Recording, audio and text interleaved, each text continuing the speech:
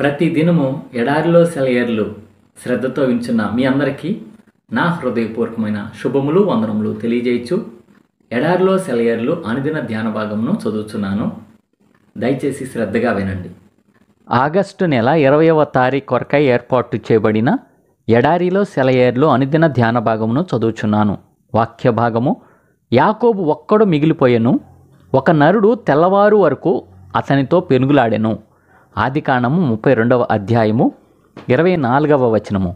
ధ్యాన భాగమును చదువుచున్నాను. యాకోబు దేవునితో పోరాడిన దానికంటే దేవుడు యాకోబుతో ఎక్కువగా పోరాడుతున్నాడు. ఈ పోరాడుతున్నది నిబంధన పురుషుడైన మనుష్య కుమారుడే. దేవుడే మనిషి రూపంలో పాత యాకోబు జీవితాన్ని పిండి చేస్తున్నాడు. ఉదయమయ్యే వేళకు దేవుడు గెలిచాడు. యాకోబు తొడ ఎముక స్థానం తప్పింది. యాకోబు పడిపోతూ దేవుని చేతుల్లోకి ఒరిగిపోయాడు. ఆయన మెడ పట్టుకొని వేలాడుతూ ఆశీర్వాదం దొరికేదాకా పోరాటాన్ని కొనసాగించాడు. క్రొత్త జీవితంలో ప్రవేశించాడు. మనిషి దైవ స్వరూపి అయ్యాడు. భూలోకం పరలోకానికి ఎదిగింది. తెల్లవారిన తరువాత అతడు నీరసంగా కుంటుతూ వెళ్ళాడు. అయితే దేవుడు అతనితో ఉన్నాడు. ఆకాశవాణి ప్రకటించింది, నీవు దేవునితోనూ మనుషులతోనూ పోరాడి గెలిచితివి గనుక ఇక మీదట నీ పేరు ఇశ్రాయేలే గాని యాకోబు అనబడదు. మారిన ప్రతి జీవితంలోనూ ఇది ఒక ప్రామాణిక దృశ్యం కావాలి. దేవుడు మనలను ఒక ఉన్నతమైన సేవకు పిలిచినప్పుడు, మన సాధనా సంపత్తులన్నీ మనల్ని విడిచిపోయినప్పుడు మనకందరికీ అత్యయిక పరిస్థితులు ఎప్పుడో ఒకప్పుడు వస్తాయి. మనం చేయగలమనుకున్న దానికంటే ఉత్కృష్టమైన బాధ్యత ఎదురైనప్పుడు దేవుని సహాయాన్ని పొందాలంటే ఏదో ఒకదాన్ని పరిత్యజించాలి, లోబడాలి. మన సొంత జ్ఞానం, స్వనీతి, స్వశక్తి మొదలైన వాటిని విడిచి క్రీస్తుతో పాటు శ్రమల పాలై ఆయనతో కలిసి తిరిగి లేవాలి. అత్యవసర పరిస్థితుల్లోకి మనల్ని ఎలా తీసుకువెళ్లాలో ఆయనకు తెలుసు. బయటికి ఎలా తీసుకురావాలో కూడా తెలుసు. ఆయన నిన్నిలా నడిపిస్తున్నాడా? ప్రస్తుతం నీకున్న శ్రమలు, కష్టాలు, అసాధ్యమైన విపత్కర పరిస్థితులు, వీటన్నిటి అర్థం ఇదేనేమో. ఆయన తోడు లేకుండా సాగలేని పరిస్థితి నీకు ఏర్పడినది ఇందుకేనేమో. మరి ఇప్పుడు కూడా నీ విజయ సాధనకు సరిపోయినంతగా ఆయన శక్తిని నీలో నిలుపుకోవెందుకు? యాకోబు దేవుని వైపుకి తిరుగు. నిస్సహాయంగా ఆయన పాదాల మీద వాలిపో.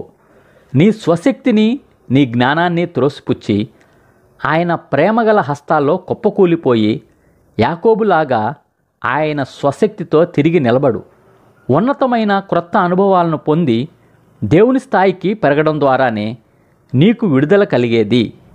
నీ పాదాలే శరణు, నా సర్వస్వం నీదే.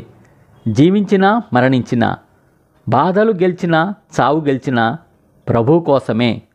ఇదే ఈ దినమునకై ఏర్పాటు చేయబడిన ఎడారిలో సెలయేర్లు అనుదిన ధ్యాన భాగము.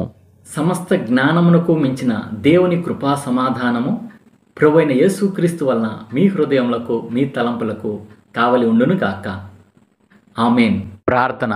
పరిశుద్ధుడా, ప్రేమ కలిగిన తండ్రి, యేసుక్రీస్తు ప్రభువా, మా రక్షకుడా, మా విమోచకుడా, ఆనాడు యాకోబును ఆశీర్వదించిన దేవుడు ప్రభువా, అయ్యా మేము కూడా తండ్రి దేవా భక్తుడైన యాకోబులాగా ఆశీర్వదించబడటానికి సహాయం చేయండి అయ్యా. మా స్వశక్తి మీద కాకుండా ప్రభువా నీ శక్తి మీద ఆధారపడే కృప, ధన్యత మాకు దయచేయమని వేడుకొంచు. ఎడారిలో సెలవులు వించిన ప్రతి ఒక్కరిని పేరు పేరు వస్తున్న దీవించి ఆశీర్వదించి అయా క్రైస్తవ సంఘం మరింత క్షేమం, ఆరోగ్యం, భద్రత కలిగి ఉండటానికి సహాయం చేయమని వేడుకొంచు. అయా నీ పరిచర్కు వ్యతిరేకంగా పనిచేస్తున్న ప్రతి ఒక్క ఆయుధాన్ని యేసు నామంలో లయం చేస్తూ యేసు పరిశుద్ధ నామంలో ప్రార్థిస్తున్నాం తండ్రి. ఆమేన్. మన తండ్రి అయిన దేవుని యొక్క ప్రేమ, ప్రభువైన యేసుక్రీస్తు వారి కృప, పరిశుద్ధాత్మ యొక్క అన్యోన్య సహవాసం సదా మీ అందరికీ తోడై ఉండును గాక. Amen. Praise the lord. Shalom. ఈరోజు దేవుని వాగ్దానము: నీ దేవుడైన యెహోవా నీకిచ్చుచున్న దేశములో ఆయన నిన్ను ఆశీర్వదించును. ద్వితీయోపదేశ కాండము 28వ అధ్యాయము 8వ వచనము.